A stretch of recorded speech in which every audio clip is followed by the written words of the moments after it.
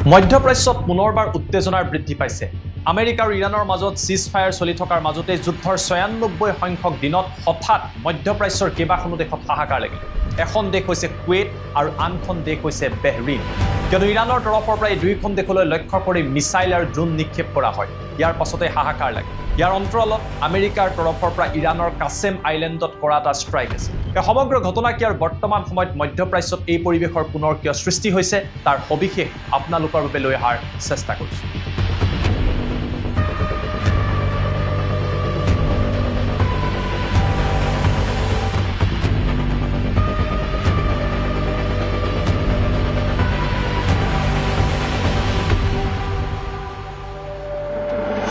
নমস্কাৰ, মই জ্যোতিদীপ বৈশ্য। ধাৰাবাহিকভাৱে মই আপোনালোকক যুদ্ধৰ খবৰ জনাই আছো। বহুতে ভাবিছিলে যে অতি সোনকালে শান্তি আলোচনাৰ জৰিয়তে যুদ্ধৰ অন্ত পৰিব, আমেৰিকা আৰু ইৰাণে আলোচনা কৰিব আৰু তাৰ পাছত বিশ্বলৈ শান্তি উভতি আহিব। কিন্তু আমেৰিকাৰ তৰফৰ পৰা যেন বিশ্বত এতিয়া শান্তি বিচৰা নাই। এই অভিযোগ এই কাৰণে উত্থাপিত হৈছে কিয়নো আমেৰিকাই পুনৰবাৰ শান্তি আলোচনা চলি থকাৰ মাজত, যুদ্ধবিৰতি চলি থকাৰ মাজত ইৰাণৰ কেইবাটাও প্ৰান্তত আক্ৰমণ কৰে। আমেৰিকাৰ তৰফৰ পৰা দাবী কৰা হয় এই আক্ৰমণ তেওঁলোকে সেল্ফ ডিফেন্সত কৰিছে, এই ষ্ট্ৰাইক তেওঁলোকে সেল্ফ ডিফেন্সত কৰিছে। ইৰাণৰ হৰমুজৰ কাষত আছে কাছেম আইলেণ্ড। এই কাছেম আইলেণ্ড বা কাছেম দ্বীপতেই ইৰাণৰ অধিকাংশ তৈল ভাণ্ডাৰ বা তেওঁলোকৰ খাৰুৱা তেল আছে। আমেৰিকাৰ তৰফৰ পৰা মঙলবাৰে নিশাৰ ভাগত কাছেম আইলৰ কেইবাটাও প্ৰান্তত এয়াৰ ষ্ট্ৰাইক কৰা হয়। ইৰাণে ইতিমধ্যে কৈছিলে আমেৰিকাই যদি ইৰাণৰ ওপৰত আক্ৰমণ কৰে ইয়াৰ প্ৰত্যুত্তৰ ইৰাণৰ তৰফৰ পৰা প্ৰদান কৰা হ'ব। ইৰাণে কৈছিলে যদি আমাক লক্ষ্য কৰি লোৱা হয় তেতিয়াহ'লে মধ্যপ্ৰাচ্যত থকা আমেৰিকান সেনাৰ ঘাটিক আমি লক্ষ্য কৰি ল'ম। ইয়াৰ প্ৰত্যুত্তৰত ইৰাণৰ তৰফৰ পৰা কুৱেইট আৰু বেহৰিনৰ ওপৰত মিছাইল আৰু ৰকেট নিক্ষেপ কৰা হয়। এই দুয়োখন দেশতেই আমেৰিকান সেনাৰ ঘাটি আছে, আমেৰিকান এয়াৰবেছ আছে আৰু তাক লক্ষ্য কৰি এই ঘটনা সংঘটিত হ'ল। এই আক্ৰমণৰ ফলত সৰ্বাধিক ক্ষতি হৈছে কুৱেইটত। কুৱেইটত থকা যি আন্তঃৰাষ্ট্ৰীয় বিমানবন্দৰ আছে, ইৰাণৰ মিছাইলে এই বিমানবন্দৰত আঘাত কৰে, য'ত এজন ব্যক্তিৰ মৃত্যু হৈছে। মৃত্যু হোৱা ব্যক্তিগৰাকী দুৰ্ভাগ্যজনকভাৱে ভাৰতীয় নাগৰিক বুলি জানিব পৰা গৈছে আৰু এই ঘটনাত ৬৩ গৰাকীকৈ লোক আহত হৈছে। গতিকে আপোনালোকে কল্পনা কৰিব পাৰে যে ইৰাণৰ তৰফৰ পৰা কিমান শক্তিশালী মিছাইল নিক্ষেপ কৰা হৈছিল আৰু এই মিছাইলে কুৱেইটৰ বিমানবন্দৰত আঘাত কৰে। কিছু সময়ৰ বাবে কুৱেইটত থকা আন্তঃৰাষ্ট্ৰীয় বিমানবন্দৰ বন্ধ কৰি দিয়া হয়, বিমানসমূহৰ চলাচল বন্ধ হৈ পৰে। পৰৱৰ্তী পৰ্যায়ত অৱশ্যে পুনৰবাৰ কুৱেইটৰ আন্তঃৰাষ্ট্ৰীয় বিমানবন্দৰ খুলি দিয়া হৈছে আৰু বিমানৰ চলাচল আৰম্ভ হৈছে। কিন্তু সমগ্ৰ কুৱেইটতে বৰ্তমান সময়ত হাই এলাৰ্ট জাৰি কৰা হৈছে।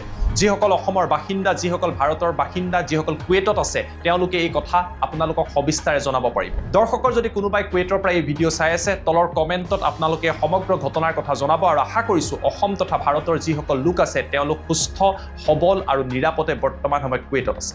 এইবাৰ আহিব বিচাৰিছোঁ মধ্যপ্ৰাচ্যৰ আন এখন দেশ বেহৰিনৰ কথা। বেহৰিনৰ ওপৰতো ইৰাণে মিছাইল নিক্ষেপ কৰে। অৱশ্যে বেহৰিনৰ লগত থকা আমেৰিকাই প্ৰদান কৰা তেওঁলোকৰ যি ইণ্টাৰচেপ্টৰ আছিলে, ইণ্টাৰচেপ্টৰ সহায়ত ৩টাকৈ ইৰাণৰ মিছাইল ডিটেক্ট কৰিবলৈ সক্ষম হয়। বেহৰিন আৰু আমেৰিকাই দাবী কৰা অনুসৰি এই আক্ৰমণত বেহৰিন নাইবা আমেৰিকাই কোনো ধৰণৰ ক্ষতি হোৱা নাই। কিন্তু ইৰাণৰ তৰফৰ পৰা দাবী কৰা হৈছে যে তেওঁলোকে লক্ষ্য কৰি লৈছে এই দেশসমূহত থকা মাৰ্কিন সেনাৰ ঘাটি। এতিয়া বহুতৰ মনত প্ৰশ্ন আহিব যে ইৰাণে হঠাৎ নিজৰে মধ্যপ্ৰাচ্যৰ চুবুৰীয়া ৰাষ্ট্ৰসমূহক কিয় লক্ষ্য কৰি লৈছে। ইৰাণৰ তৰফৰ পৰা উল্লেখ কৰা হৈছে বেহৰিন আৰু কুৱেইটে তেওঁলোকৰ মাটি বা তেওঁলোকৰ এয়াৰ স্পেচ আমেৰিকান সেনাক ব্যৱহাৰ কৰিবলৈ দিছিল ইৰাণৰ বিৰুদ্ধে। ইয়াৰ বাবে তেওঁলোকে সিদ্ধান্ত ল'বলৈ বাধ্য হৈছে। ইৰাণে মধ্যপ্ৰাচ্যৰ দেশসমূহত প্ৰায়ে সকিয়নি প্ৰদান কৰি আহিছে। এই যুদ্ধত যদি আমেৰিকান সেনাৰ ঘাটি নাইবা আমেৰিকান বেছ নাইবা তেওঁলোকৰ আকাশ যদি ইৰাণৰ বিৰুদ্ধে ব্যৱহাৰ কৰিবলৈ দিয়া হয় তেতিয়াহ'লে এই দেশসমূহক ইৰাণে লক্ষ্য কৰি ল'ব। ইয়াৰ আগত যেতিয়া যুদ্ধ অতি ভয়াৱহভাৱে চলিছিল আমি দেখিছিলোঁ যে কেইবাটাও প্ৰান্তত থকা তৈল শোধনাগাৰৰ ওপৰতো ইৰাণে ভয়াৱহ আক্ৰমণ কৰিছিল আৰু কেইবাখনো দেশত হাহাকাৰ লাগিছিল। UAE, কাটাৰ, ছৌদি আৰৱ সকলোতে হাই এলাৰ্ট জাৰি কৰি দিয়া হৈছে।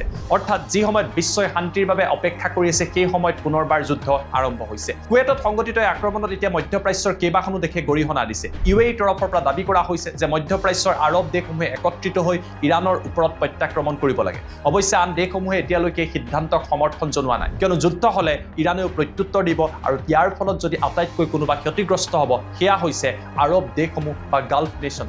সেই কথাই দেশসমূহেও গম পায়। কিন্তু ইয়াৰ পাছতো কুৱেইটত যি ঘটনা সংঘটিত হ'ল তাক লৈ প্ৰতিখন আৰৱ দেশে ইৰাণক সকিয়নি প্ৰদান কৰা পৰিলক্ষিত হৈছে। কিন্তু এই সমগ্ৰ ঘটনাটোক লৈ আমেৰিকাৰ ভূমিকাক লৈ প্ৰশ্ন উত্থাপিত হৈছে। যি সময়ত আলোচনা চলি আছে সেই সময়ত এইবিলাক ষ্ট্ৰাইক কৰি থকা কিমান দূৰ সমীচীন, কিয়নো আমেৰিকাৰ তৰফৰ পৰা ইৰাণলৈ গৈ থকা এখন নাৱক আক্ৰমণ কৰা হৈছিল। ইয়াৰ পাছত ইৰাণৰ আইলেণ্ডত ষ্ট্ৰাইক কৰা হৈছিলে, যাৰ প্ৰত্যুত্তৰত ইৰাণে ৰকেট আৰু মিছাইল তথা ড্ৰোনসমূহ নিক্ষেপ কৰিছিল।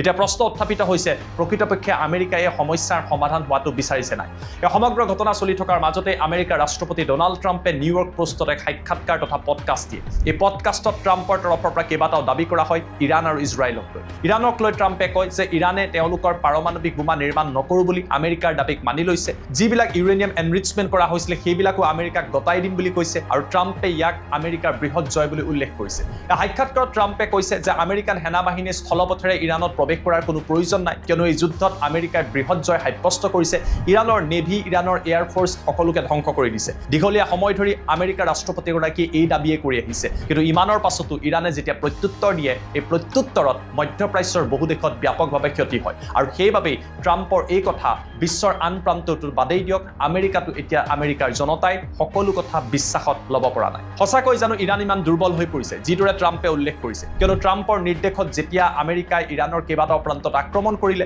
তাৰ কিছু ঘণ্টাৰ পাছতেই বেহৰিন আৰু কুৱেটত থকা মাৰ্কিন সেনাৰ ঘাটিক ইৰাণে লক্ষ্য কৰি ল'লে অৰ্থাৎ ইৰাণৰ মিছাইল কেপাবিলিটি পুনৰবাৰ সক্ষম হৈ আছে আৰু এই যুদ্ধ যদি বিয়পি পৰে সমগ্ৰ বিশ্বৰ বাবে ই অতিকৈ বেয়া খবৰ হিচাপে পৰিগণিত হ'ব এই ঘটনাক লৈ প্ৰতিক্ৰিয়া প্ৰকাশ কৰিছে চীনৰ তৰফৰ পৰা কোৱা হৈছে যে আমেৰিকা আৰু ইৰাণে যুদ্ধবিৰতি সম্পূৰ্ণৰূপে মানি চলিব লাগে বিশ্বৰ বৃহত্তৰ স্বাৰ্থত দুয়োখন দেশে এখনে আনখনক আক্ৰমণ কৰা বন্ধ কৰিব লাগে ইফালে ইজৰাইলৰ প্ৰধানমন্ত্ৰী বেঞ্জামিন নেতানিয়াহু আৰু ইজৰাইলক লৈও ট্ৰাম্পে কেইবাটাও কথা উল্লেখ কৰে ট্ৰাম্পে কৈছে যদিহে আমেৰিকাই সহায় নকৰিলেহেঁতেন বিশেষকৈ তেওঁ যদি ইজৰাইলক সহায় নকৰিলেহেঁতেন ইজৰাইল বুলি এখন দেশৰ অস্তিত্বই হয়তো থকাটো অতিকৈ বিপদজনক হৈ পৰিলেহেঁতেন প্ৰকাৰান্তৰে ট্ৰাম্পে ক'ব বিচাৰিছে আমেৰিকাৰ বাবে ইজৰাইল তিষ্ঠি আছে কেৱল সিমানেই নহয় ইজৰাইলৰ প্ৰধানমন্ত্ৰী বেঞ্জামিন নেতানিয়াহুক লেবাননৰ ওপৰত আক্ৰমণ নকৰিবলৈ ট্ৰাম্পে যি কথা কৈছিল তাৰো স্পষ্টীকৰণ ট্ৰাম্পে প্ৰকাশ কৰি কৈছে যে এইদৰে যদি আক্ৰমণ হৈ থাকে ইয়াৰ ফলত অশান্ত জৰ্জৰ পৰিৱেশৰ সৃষ্টি হ'ব তাৰ বাবে নেতানিয়াহুক এই আক্ৰমণ বন্ধ কৰিবলৈ মই পৰামৰ্শ দিছিলোঁ অৱশ্যে ইজৰাইলে ট্ৰাম্পৰ কথাত বৰ্তমান সময়ত গুৰুত্ব দিয়া নাই লেবাননৰ কেইবাটাও প্ৰান্তত ইজৰাইলে ধাৰাবাহিকভাৱে আক্ৰমণ কৰি আছে